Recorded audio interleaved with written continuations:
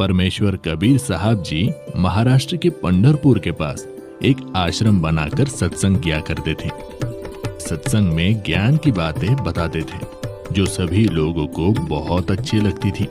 श्रद्धालु लोग कबीर साहिब जी के ज्ञान से प्रभावित होकर नाम दीक्षा लेकर भक्ति करने लगते थे। धीरे धीरे उनको भक्ति करने से बहुत से चमत्कार भी होते थे। कबीर साहब जी के सत्संग समागम में लोग बड़ी उमंग से आते थे।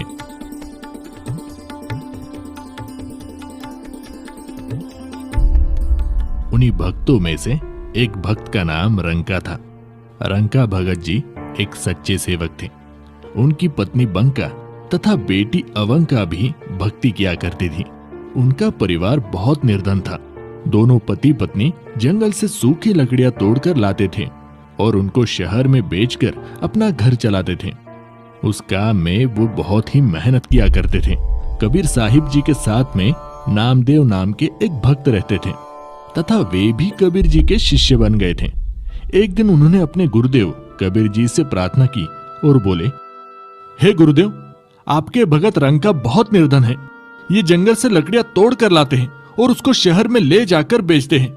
वहां से धन इनको प्राप्त होता है और उससे ये अपना गुजारा बड़ी मुश्किल से कर पाते हैं। इनका शरीर भी बहुत कमजोर हो गया है। पूरा दिन मेहनत करने में लगे रहते हैं, इसलिए भक्ति करने का समय भी बहुत ही कम मिलता है। इनको कुछ धन प्रदान कीजिए ताकि इनका निर्वाह ठीक से हो सके।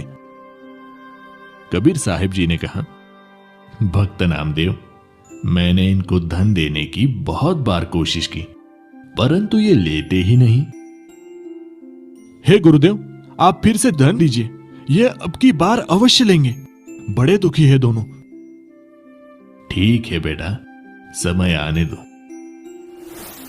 एक दिन रंका और बंका रोजाना की तरह जंगल से लकड़ियां सिर पर लेकर आ रहे थे।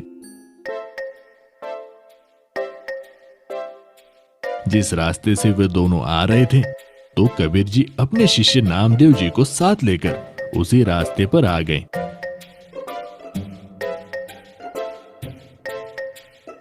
उन्होंने रास्ते के बीच में कुछ सोने चांदी के आभूषण तथा कुछ अशरफियां डाल दी और स्वयं दोनों किसी झाड़ी के पास जाकर छुप गए और उनके आने का इंतजार करने लगे। कुछ देर बाद रंका लकड़ियां सिर पर लेकर आगे आगे चल रहा था। उनकी पत्नी बंका भी पीछे पीछे लकड़ियां लेकर आ रही थी। अचानक रंका की नजर नीचे पड़ी। उसने देखा कि सोने चांदी के आभूषण तथा अशरफियां पड़ी हुई है। अरे, इस घने जंगल में ये किसका धन गिर गया है? यहाँ तो कोई भी आसपास दिखाई नहीं दे रहा है। ये धन जिसका भी होगा, ऐसे हम प्रयोग भी नहीं कर सकते। लेकिन मेरी पत्नी मेरे पीछे पीछे आ रही है। कहीं उसकी नजर इन पर पड़ गई तो वो भक्ति में विचलित हो सकती है, क्योंकि स्त्री को आभूषण बहुत प्रिय होते हैं। कहीं उसके मन में लालच आ गया तो सारा काम बिगड़ जाएगा।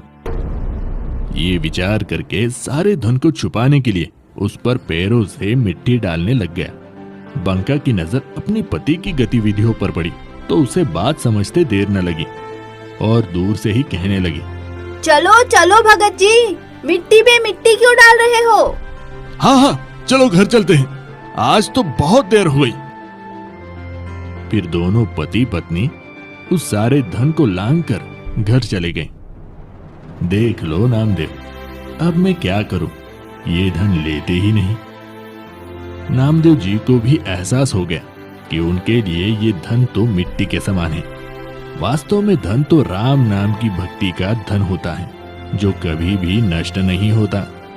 ये इतना निर्धन होते हुए भी भगवान के दिए में खुश थे। अपनी कोई इच्छा नहीं रखते, केवल भक्ति को आधार बनाकर अपनी जीवन यापन कर रहे हैं। ये वास्तव में परम भक्त हैं।